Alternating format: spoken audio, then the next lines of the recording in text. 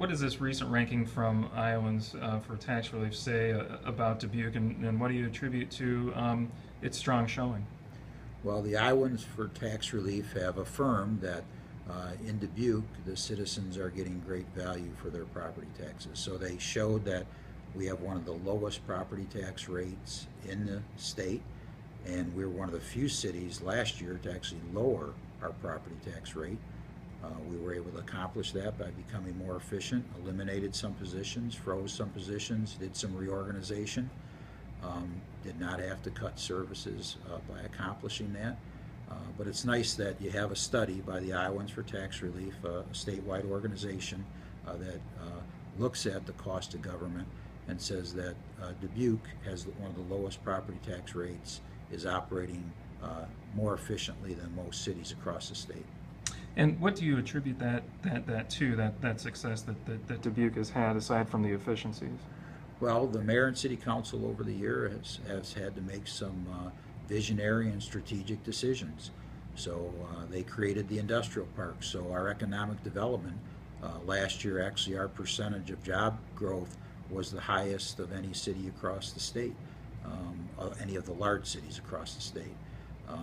You look at the riverfront development, the mayor and city council had to go in there and buy the land, had to redo the streets and utilities, and that resulted in $400 million in private investment. You look at the historic Millwork District, before any of the private developers would invest, the city had to go in and rebuild all the streets and sidewalks, the street lighting, all the underground sewer and water utilities, and provide incentives for private investment in the building. So we'll end up with over $200 million investment there. The mayor and city council looked at the north end and all the flooding, the 6 presidential disaster declarations since 1999, said that wasn't acceptable.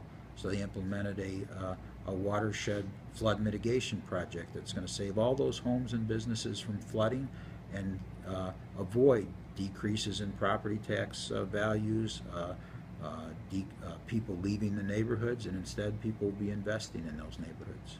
Which in turn helps to keep property taxes down, or? Well, what you see when you have a growth in assessed valuations, that's a benefit to our community. When you have increases in sales tax, that's a benefit to our community. But the number one impediment to growth in our community right now is workforce. And so the goal is to make Dubuque a place that our children and grandchildren want to stay, people that come to these colleges want to stay, and people and businesses want to move here to succeed.